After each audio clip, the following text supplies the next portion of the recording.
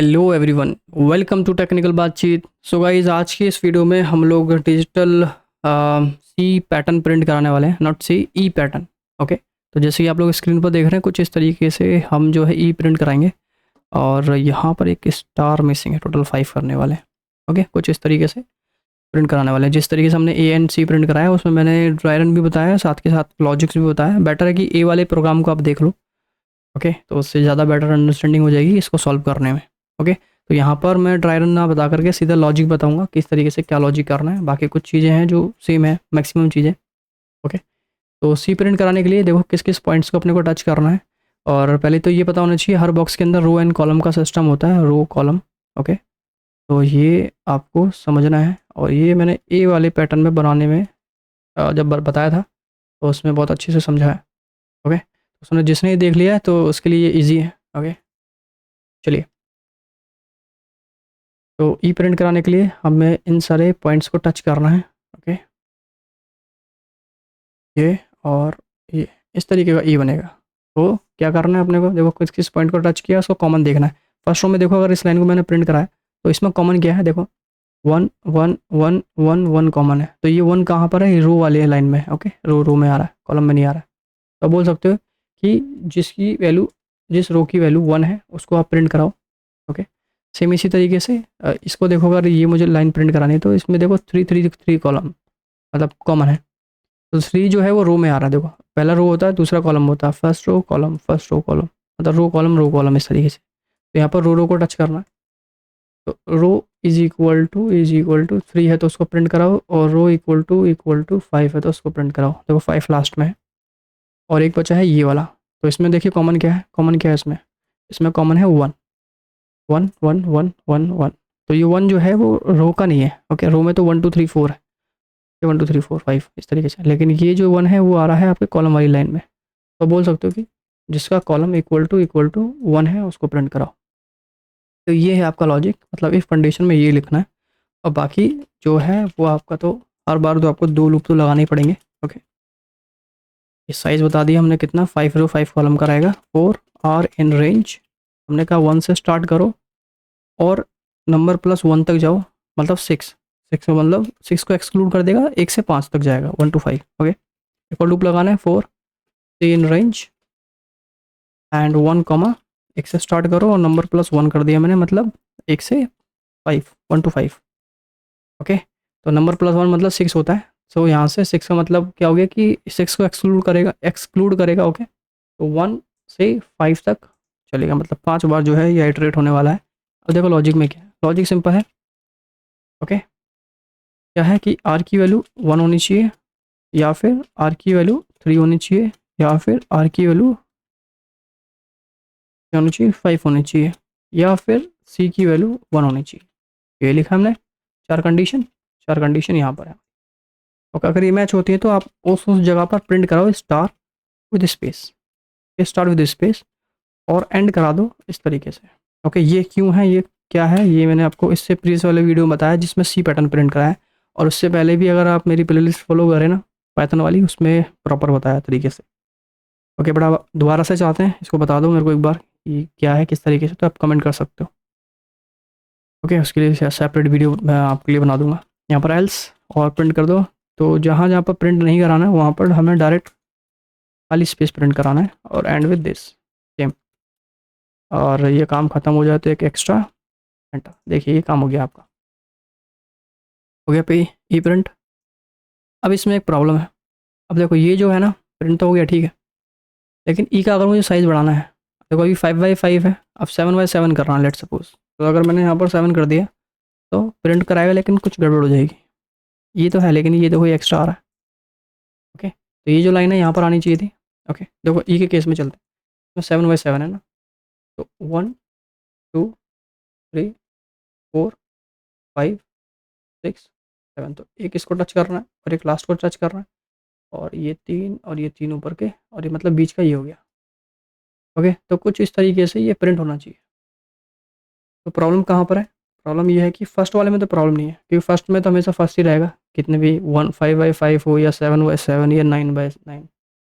Okay अच्छा, मैं अभी इवन के साथ सॉरी ऑड के साथ चल रहा हूँ, ध्यान रखना अभी जो पैटर्न प्रिंट कराना है ऑड के साथ ही प्रिंट कराना है, इवन के साथ नहीं कराना है। ठीक है, मतलब 1 3 5 7 इस तरीके का नंबर देना है। ओके, 2 6 4 8 ऐसा नहीं देना, कारण है उसका बताऊंगा मैं आपको, बट फिलहाल समझो लॉजिक क्या है यहाँ पर कि ये जो है लास्ट को प्रिंट करना चाहिए। तो लास्ट क्या है, अगर मैं मतलब मैंने 7 कहा, मतलब 7 का साइज़ तो एक 1 को तो टच करना ही है और साथ के साथ लास्ट वाले को टच करना है। अगर मैंने बोला 9 का साइज़ करना तो 9 बाई 9, 9 रो 9 कॉलम, मतलब फर्स्ट को तो टच करना ही पड़ेगा ई बनाने के लिए और लास्ट को टच करना पड़ेगा मतलब 9 वाले को। मतलब जो नंबर में मैं दे रहा हूँ ना, जैसे 5 दिया या नंबर में 9 दिया, ओके नंबर में 9 दिया तो 9 मतलब लास्ट, नंबर मतलब 5, 5 है तो मतलब ये भी लास्ट है, 9 दिया तो ये लास्ट है। फॉर एग्जाम्पल ऐसा ऐसा नहीं समझाया, 7 है ना, तो ये जो 5 में ये क्या मान के चल रहा था कि यहाँ पर 5 लास्ट वैल्यू है ना। इस केस में अगर मैंने 7 दिया है, 7 के केस में तो 2 और बढ़ जाएगा ना, तो लास्ट वैल्यू क्या होगी, तो ये जो वाली जो लाइन है वो कहाँ जाएगी, लास्ट में जाएगी ना। तो जो 5 दिया ना मैंने मैनुअली, उसकी जगह पर आप नंबर दे दो कि भाई 7 लास्ट में जाओ। तो ये जो लाइन है वो कहाँ आनी चाहिए, यहाँ पर आनी चाहिए, देखो आ गया। बट प्रॉब्लम यहाँ पर है कि ये तो सेंटर में होना चाहिए। ओके, तो इसको सेंटर में करने के लिए हम क्या करेंगे कि जो भी मेरे पास साइज़ है, मतलब 9 साइज़ है या 7 साइज़ है, तो इसका हाफ होना चाहिए। 7 को आप डिवाइड करो 2 से, कितना आएगा 3.5। तो 3.5 तो यहाँ पर ऐसा कुछ है नहीं ना, या तो 3 हो या 4 हो। तो यहाँ देखो जब 1 से स्टार्ट करें, 1 2 3 4, तो फोर्थ वाले पॉइंट में जा रहा है, मतलब 4 आना चाहिए। तो 3.5 है ना, इसको हम क्या कर देंगे, राउंड अप कर देंगे। तो राउंड अप करने के लिए मतलब 3.5 का ये आप कर देगा, अब मतलब 4 कर देगा इसका। ओके, या 2.5 है मेरे पास तो इसको 3 कर देगा। अगर मेरे पास 4.5 है तो इसका 5 कर देगा, इसका 3 कर देगा, है ना। तो जो भी आपको नंबर दिया जाएगा, अगर सेंटर में लाइन चाहिए आपको तो जो भी वैल्यू आई है उसको राउंड अप कर दो। ओके, तो 7 का जो वैल्यू आई है, अगर 7 को डिवाइड करोगे 2 से तो आपको 3.5 आएगा और इसको राउंड अप कर दोगे तो कितना चाहिए, 4 चाहिए। 4 एकदम सेंटर में आने वाला है आपका। ओके, तो उसके लिए आपको एक लाइब्रेरी इंपोर्ट करनी पड़ेगी यहाँ पर। ओके, इसको दो तरीके हैं करने के, फिलहाल मैं लाइब्रेरी यूज़ कर रहा हूँ, उसका थोड़ा मतलब भी बता दूंगा। मैंने कहा इंपोर्ट मैथ, ओके, या फिर या फिर ऐसा करो from math import seal. Okay, ये करता क्या है, पहले इसका लॉजिक समझ लेते हैं ये क्या करता है। ये देखो, मैंने कहा कि प्रिंट करो क्या, 7 डिवाइडेड बाई 2, तो इसका आंसर आना चाहिए 3.5। ठीक है, तो 3.5 का अगर आपको अप करना है, ओके मतलब क्या करना है, 3.5 का अप करेंगे तो 4 हो जाएगा। तो आप क्या करो, बोलो कि सील वाले फंक्शन में, CEIL फंक्शन में 7 डिवाइडेड बाई 2 कर दो। तो इसका आंसर तो 3.5 ही आने वाला है, बट ये जो फंक्शन क्या कर देगा, अगर इसके अंदर आपने लिख दिया है तो इसकी वैल्यू बढ़ा देगा। ओके, तो वो किस तरीके से बढ़ा रहा है, 4 कर दिया, ये चाहिए था हमको। ओके, दूसरा तरीका ये था कि अगर आप इस फंक्शन को यूज़ नहीं करना चाहते, फैमिलियर नहीं है तो ओके, तो उसके लिए आप करो, सॉरी प्रिंट ही करना है। तो इस बार 7 डिवाइडेड बाई जो 2 कर रहे थे ना हम, ओके ठीक है, लेकिन इसकी जगह फ्लोर डिवीजन करो। तो फ्लोर डिवीजन से क्या होगा, ये आपको 2 देगा। ओके सॉरी 3 दिया ना, इसके 7 का हाफ किया, तो 3.5 की जगह पॉइंट वैल्यू हटा देगा। ओके, फ्लोर डिवीजन देता है बस। तो अब क्या करो, जो भी ये आंसर आया ना, उस आंसर को ब्रैकेट में रख के +1 कर दो। तो इससे आया 3, आया +1 कर दिया, कितना हो गया 4। तो ये भी तरीका है, ऐसा भी कर सकते हैं, मर्जी है जो आपको यूज़ करना है, ऐसा या फिर सील वाला फंक्शन। ओके, तो इसको मैं कमेंट कर देता हूँ, इसकी ज़रूरत नहीं है हमको। वापस चलते हैं, इसको अनकमेंट करते हैं। तो यहाँ पर ये जो हाफ था ना, ये हाफ ये वाला था। ओके, तो इसकी जगह पर आप बोल दो कि फंक्शन लगाया हमने, और इस फंक्शन में क्या बोलो कि जो भी आपके पास हाईएस्ट वैल्यू है उसको डिवाइड कर दो किससे, 2 से। ओके, तो अब देखो हो गया। अगर मैं इसको 9 कर दूंगा तो इसका साइज़ बढ़ेगा, ये देखिए, और परफेक्ट चल रहा है। या फिर अगर इसको यूज़ नहीं करना चाहते, जैसे हमने बोला था क्या, कि जो नंबर है उसको फ्लोर डिवीजन करो 2 से, प्लस कर दो 1। ओके, तो इसको थोड़ा ब्रैकेट में कर देते हैं क्योंकि पहले इसको सॉल्व किया जाए, उसके बाद नंबर प्लस ऐड 1 ऐड किया जाए। ओके, तो चॉइस है आपकी, कौन सा आपको यूज़ करना है। ओके, दोनों ठीक है, कोई गड़बड़ नहीं है। अगर वैल्यू कम करनी है तो वो भी कर सकते हैं, लाइक ज़रूरी नहीं कि हम लोग हर बार बढ़ा रहे हैं। तो यहाँ पर मैं कर दूँ अगर 5 या 2 का मतलब नहीं है ना, 2 में तो 3 लाइन आएंगी नहीं। ओके, तो इसको कर देते हैं 5 वापस। 5 के केस में देखो सेम, कोई गड़बड़ नहीं है। अच्छा, मैं ऑड ही क्यों बोल रहा था, इवन क्यों नहीं कर सकते, ये थोड़ा समझा देता हूँ। जैसे कि अभी मैंने 5 बोला, 1 2 3 4 5। तो 5 के केस में देखो, हम जितने भी लेटर बनाने वाले हैं ये इवन पे ज़्यादा काम करेंगे, सॉरी इवन पे नहीं, ऑड पे ज़्यादा काम करने वाले हैं। कैसे, देखो जैसे ई का एग्जांपल देता हूँ, फर्स्ट लास्ट एंड सेंटर ये हो गया। अगर 5 की जगह 6 होता, ओके 1 2 3 4 5 6, तो पहले ई 5 वाले समझो, देखो 2 नीचे और 2 ऊपर, एक सेंटर का ये मिल गया हमको पूरा पूरा तरीके से।